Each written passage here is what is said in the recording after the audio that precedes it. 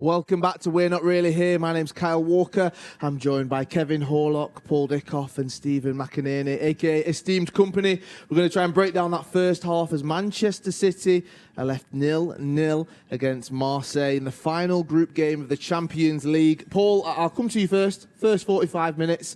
Stephen, you said professional has been Manchester City's campaign so far. I'm going to keep that up. A professional 45 minutes. Yeah, it was. Look, dominant in every single area. We all know Man City are going to keep the ball. I think it'll be a different second half, because with Porto winning, Marseille have to come out if they want to get that Europa League place and maybe be a bit more expansive. But there was a lot of warning signs towards the end. Marseille's defensive they've been, created a few chances, but the chances City created, especially the first 20 minutes, they're a much better team again. If you do look at that first 20 minutes, and to be fair, the first half in general, City were relentless in attack. I'd say they're very forward moving, possession as usual that we're used to seeing, Kevin. So for you, do you think that they're creating the opportunities? And if you look back at that first 45 minutes, they've managed to actually create some opportunities that look like they could get some goals? I think it's a matter of time. I think there's definitely goals there for City tonight. In many ways, it looks like a really good game for maybe one of the youngsters or a couple of youngsters to come on to. It's just a matter of being concentrated, because we've seen glimpses where Marseille have got out and had half chances. So be concentrated. I'm sure the goals, keep moving the ball, getting into wide areas. I'm sure once one comes, there'll be a couple. And Stephen, what have you made of that first 45? Because Manchester City, they always dominate. They get lots of shots off as well. There has been moments where you think, they've created some really special moments of magic, let's say, with Mahrez. So for you, what's jumped out at you?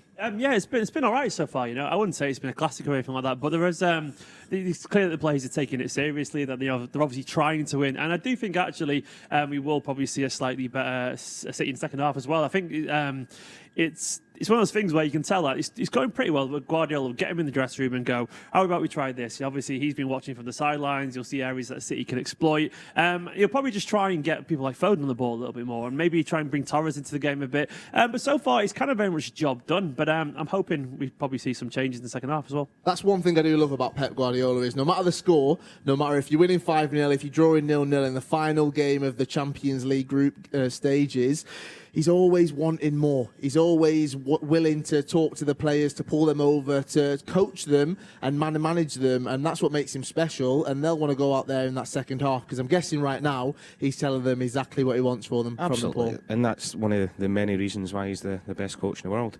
He demands improvement all the time, whether it's one of the younger kids or one of the senior pros, and he'll be looking at ways to break Marseille down. We've got the players in the team. I think maybe that the front three's maybe been a little bit static. You usually see a lot more movement from them. Whether they've been told to do that or not, I don't know. But I'm just glad Fernandinho's back. He's put in some crunching tackles already. First couple of minutes, set the stall out, and he's the one that leads by example. He does have, or he brings a difference, I'll say, Stephen, with that, because he has his presence within the team, not just as the leader, obviously as the captain as well, but he does bring something else to the pitch, something different, where actually he's not afraid to get mucky and get in there, and tactical foul, people will call it, and not afraid to put a foot in. Can we clone him? Seriously, I'm going to miss this guy so much. He's just a leader. He's the elder statesman of the team. And to be honest, you can see I could watch him ping, lofted through balls over the top all day. He's absolutely phenomenal still, given his age. I'm going to say age, actually, so I don't know why I said that. But in general, I absolutely love the guy. And to be honest, replacing him, that ability to do absolutely everything, genuinely everything, that's going to be one of the biggest tasks that we've got. I mean, obviously, Rodri's fantastic.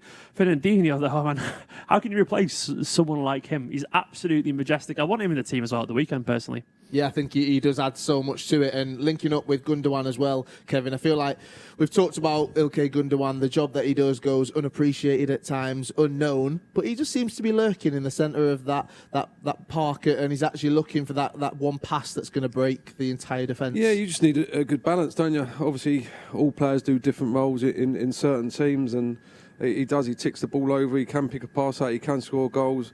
And I'm with everyone else here. It's great seeing Ferner back. I think he's got another year here, personally.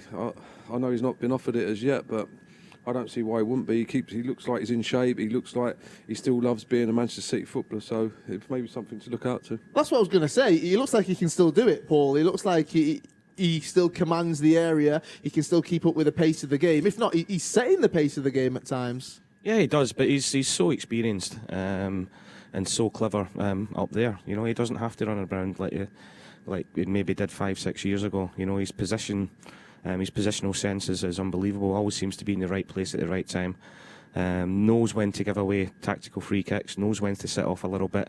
And it does. He looks. I know he's been out injured, but he looks fit as a fiddle. But I don't think he needs to be sprinting here, there, and everywhere at his edge. You know, he uses his head and reads the game so well. He could definitely play another season. It's just whether he's fed up with this rain. We haven't managed to looking out the window. Yeah, Sign him up, Pep. It looks very miserable out there. Pep was forced to make an early change with Stones coming on for Garcia after 25 minutes. And it does feel like John Stones, he is that go-to centre-back, whether it's been starting the past few games or coming off the bench now. He does seem to be so confident, let's say. He just looks like a different person to recent history. I mean, obviously he's had loads of bad luck, unfortunately, in terms of injuries, but Stones, when he's got that kind of self-belief, he's a different beast entirely. And what I loved when he came on the pitch today, he had the air of one of those players that comes on from the first team. You know, like you've got kind of like slightly like the A team and maybe like a slight B team, and the players like someone like De Bruyne usually comes on, or it could have been Sergio or someone like that, and they feel like they have a bit of confidence, like I'm the one resting because I'm the boss at the moment. And when he came on, he genuinely looked,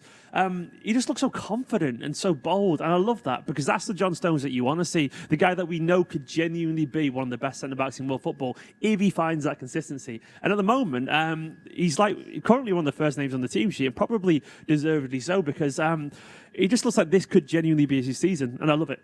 Now, looking at the subs, looking at those that could come on, all right, you've got Sterling, Jesus, Aguero, De Bruyne, Mendy is there as well, Cancelo, Nemecha, Doyle, Palmer, and Bernabé as well. I mean, just reeling off some of those names. We won't just focus on the De Bruynes and the Agueros and the Jesuses, but Nemecha, Doyle, Palmer, and Bernabé, Paul, if they get on there tonight, this is the game where they can really just showcase their skills, but change it up as well. Yeah, well, and look, it'll bring a bit of youthful enthusiasm into the team as well. You know, people run around a bit, and they're all talented boys. I think, I know you said, but bring the young ones on. I think there's 30 minutes in Sergio tonight with one eye towards the game at the weekend. Now, you've got to look at that game on Saturday, and as a player, you do want to get some minutes in the tank, don't you, beforehand? You want to get out there, you want to have a bit of fun, maybe score a goal, get it kind of the cockles warmed up before Saturday night, Kevin, because Sergio's going to be sat on that bench thinking, I want to get on there, I want to score, I want to win this game tonight. Yeah, I think it'd be an indication to everybody